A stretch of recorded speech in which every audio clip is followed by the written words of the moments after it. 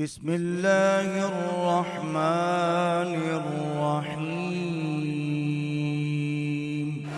پوری کائنات اتنی خوبصورت، اتنی عظیم الشان، اتنی متنوع کائنات بنائی ہے کس کے لیے؟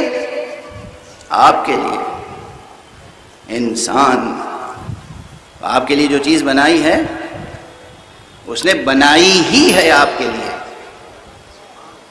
جب آپ ہی کے لیے بنائی ہے اور آپ کے قدموں میں ڈال دی ہے، جو چیز حاصل ہے اسی کو حاصل کرنے کے لیے مزید کیا کوششیں کر رہے ہیں؟ تحصیل حاصل ہیں؟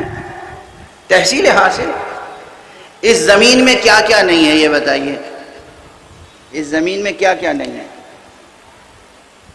اس زمین میں، یہ زمین ہے کہاں؟ آپ کے سر پہ نہیں ہے، پاؤں کے نیچے ہے۔ لوہا اس میں ہے، تانبا اس میں ہے، پیتل اس میں ہے، سونا اس میں ہے۔ سونا، سونا، گولڈ، سونا، یعنی جو چیز اللہ نے آپ کی ٹھوکروں میں رکھی تھی،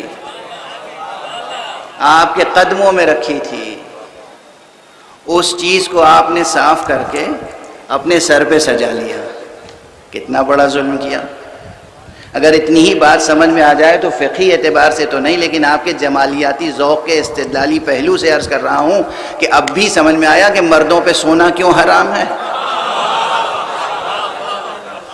لوگ آگے بحثیں کرتے ہیں، نئی نسل خاص طور سے، وہ جب بچیوں کی طرح بچے زیور پہننے لگتے ہیں اور ضد کرتے ہیں مولانا صاحب بتائیے آخر یہ کیوں حرام ہے؟ اب یہ بحث ابھی نہیں چھیڑوں گا میں، ابھی تو سب تمہیدی باتیں آتی چلی جا رہی، زبان پہ عرض کرتا چلا جا رہا ہوں۔ سونا واقعاً زمین میں ہے، سونے سے لے کے لوہے تک ہر چیز زمین میں ہے، اور یہ زمین کہاں ہے؟ آپ کے قدموں کے نیچے۔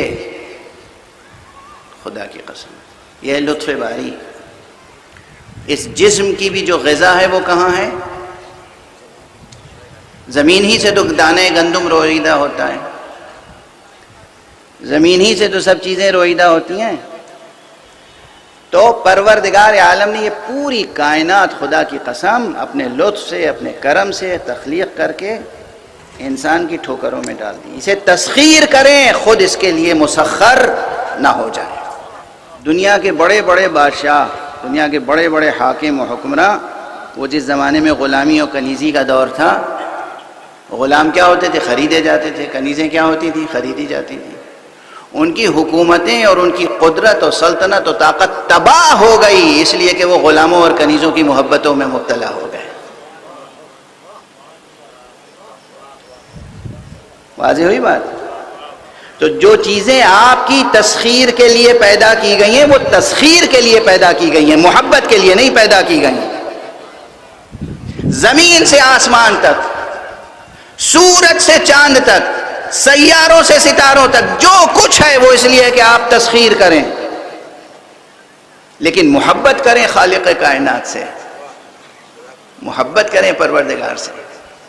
زندگی اور موت کا اس طرح سے یہ جو رشتہ قائم کیا گیا ہے وہ بھی اسی لیے کہ اگر موت پیش نظر رہے تو یہ عارضی زندگی سے کوئی محبت ہی نہیں کرے گا، زندگی کو ضرورت سمجھ کے بسر کرے گا اور موت کو انعام الہی سمجھ کے اس کا استقبال کرے گا۔